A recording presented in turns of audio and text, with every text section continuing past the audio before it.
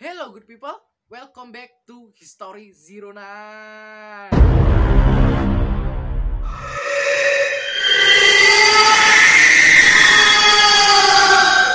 Kalian tentunya pernah kan dituduh dengan kesalahan yang tidak pernah kalian lakukan?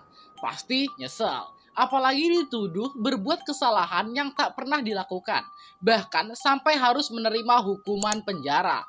Seperti orang-orang yang akan kita bahas kali ini. Inilah kisah orang tidak bersalah yang mendapat hukuman yang paling parah.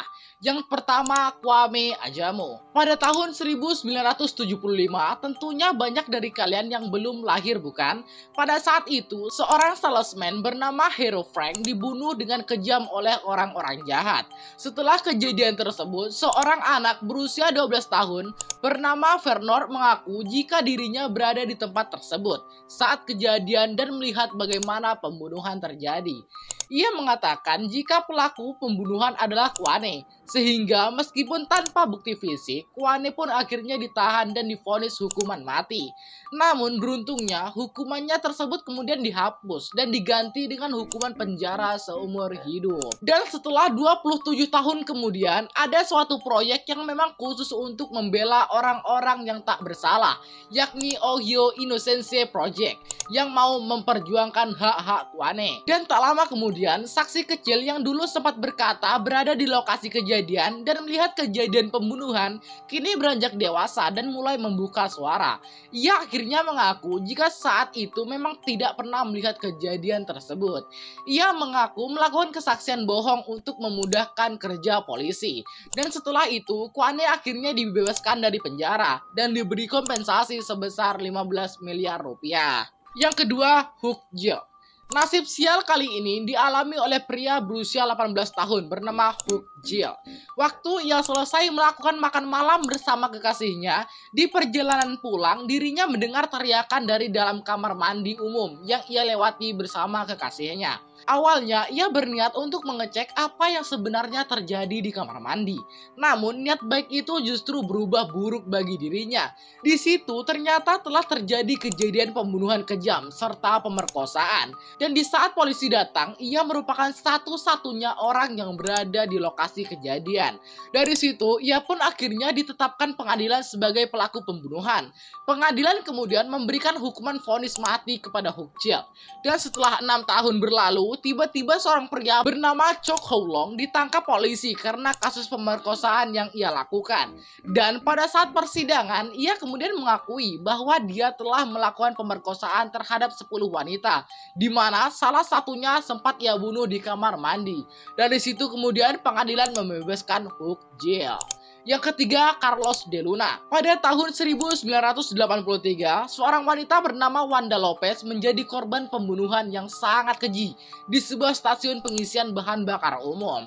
Dari kejadian tersebut, kemudian polisi menetapkan Carlos de Luna sebagai tersangka pembunuhan. Sebenarnya memang tidak ada bukti fisik atau rekaman CCTV yang membuktikan jika Carlos de Luna bersalah. Akan tetapi, yang membuat polisi menangkap Carlos de Luna adalah para saksi yang mendeskripsikan bahwa ciri-ciri pelaku sangat mirip sekali dengan Carlos de Luna. Setelah ditangkap, Carlos sempat yakinkan polisi bahwa ia bukanlah sebagai pelakunya. Ia justru menyebut bahwa pelakunya adalah Carlos Hernandez, sebab wajah mereka memang mirip. Namun sayangnya para polisi tersebut tidak ada yang peduli terhadap keterangan Carlos de Luna dan tetap menghukumnya dengan hukuman suntik mati. Dan setelah 2 tahun pasca eksekusi dari Carlos de Luna, pelaku asli dari pembunuhan tersebut yakni Carlos Hernandez akhirnya menyerahkan diri. Wah, tragis sekali. Sudah dihukum mati, pelaku yang sebenarnya baru menyerahkan diri. Yang keempat, James Richardson. Siapa sih orang tua yang tidak meracuni anaknya sendiri jika bukan orang gila hanya untuk mendapatkan duit? Nasib miris kali ini dialami oleh seorang ayah bernama James Richardson. Ia dituduh telah meracuni 7 anaknya dengan pestisida untuk mendapatkan uang asuransi yang jumlahnya sangat besar. Namun karena tuduhan tersebut kemudian harus mendekam di penjara seumur hidup. Dan setelah 21 tahun mendekam di penjara, James akhirnya bisa dibebaskan oleh petugas. Sebab mantan babysitter James mengakui dirinya lah yang telah meluangkan racun pestisida pada makanan anak-anak James. Dari pengakuan babysitter tersebut, perbuatannya dilakukan atas kesalahannya terhadap James yang seringkali memarahi dirinya. Yang kelima, Lawrence McKinney. Lawrence McKinney pernah menjadi korban ketidakadilan yang begitu parah.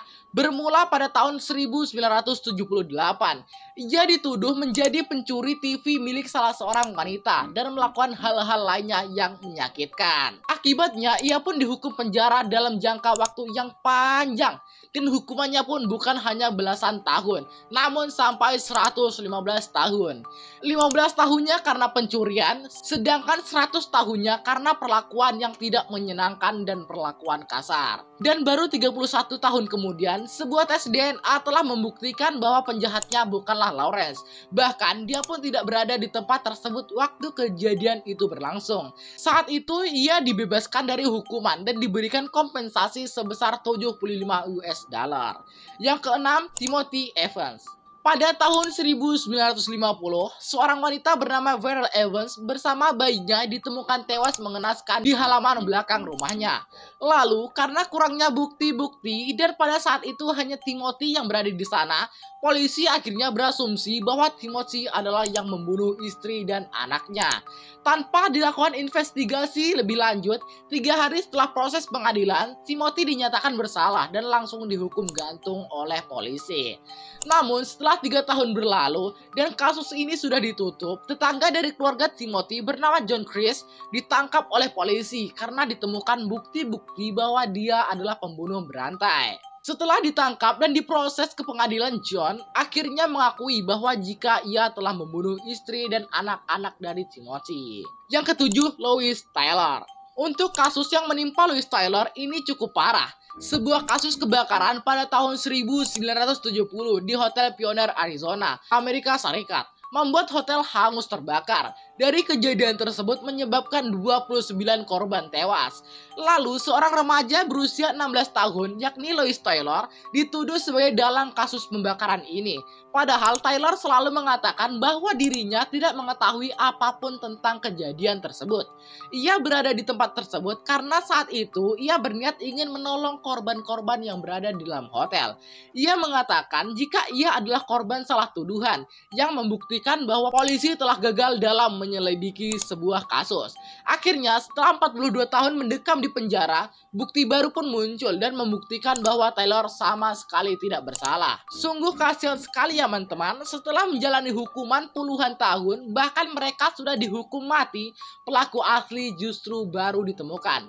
Itulah tadi orang-orang yang menjadi korban dari kesalahan yang tidak mereka perbuat, serta ketidakjelian hukum dalam melakukan penyelidikan. Dan cerita pun selesai.